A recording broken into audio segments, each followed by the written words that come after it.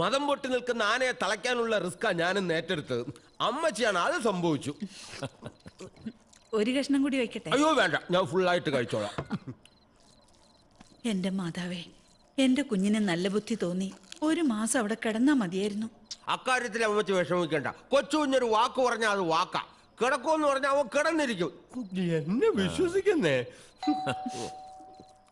ഓ, അതാ രാമകൃഷ്ണനായിരിക്കും. അമ്മച്ചി, ഞാൻ അവിടെ ഇല്ലെന്ന് പറഞ്ഞത്. ഇപ്പൊ ഇങ്ങോട്ട് കയറ്റി വിടണേ, ഞാൻ ഇതെല്ലാം ഫിനിഷ് ചെയ്യട്ടെ.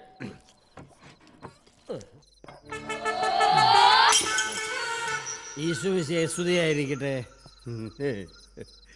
ആരാ? ഞാൻ ഡോക്ടർ തോമസ് വൈദ്യൻ. കൊച്ചുജിന്റെ അമ്മച്ചിയല്ലയോ?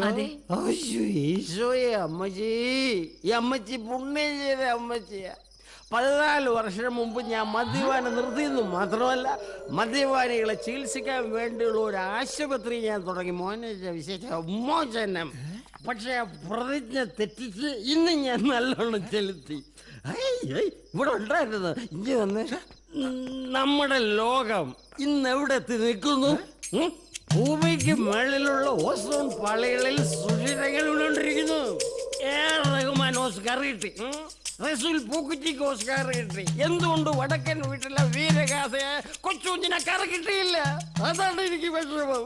പരമാവധി പോയാൽ നമ്മുടെ ഭൂമി ഏതാണ്ട് 2050 തീരും, ഉരുകിത്തീരും.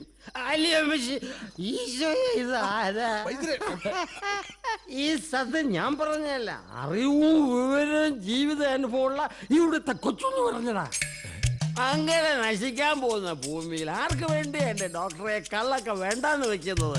നമുക്ക് അടിച്ചെങ്കിൽ ജീവിച്ച പോരേ എന്ന് ഇവിടുത്തെ കൊച്ചുവിന് എന്നോട് ചോദിച്ചപ്പോ എന്റെ ചങ്ക് താഴ്ന്നു. പിന്നെ ഒന്നും ആലോചിച്ചില്ല. 1 അല്ല 2 ഉള്ളെങ്കിൽ തീർത്തു. സ്വസ്തി വാടയാടി. അമ്മച്ചി, അമ്മച്ചിയുടെ മോനൊരു മഹാപ്രസ്ഥാനമാണ്. അമ്മച്ചി ആ പ്രസ്ഥാനത്തെ പ്രസവിച്ച അമ്മച്ചിയുടെ പാദം തൊട്ട് വന്നിക്കാനാണ് ഈ തോമസ് വൈദ്യ ഇപ്പൊ ഇങ്ങോട്ട് കേറി വന്ന് പാടെന്താ.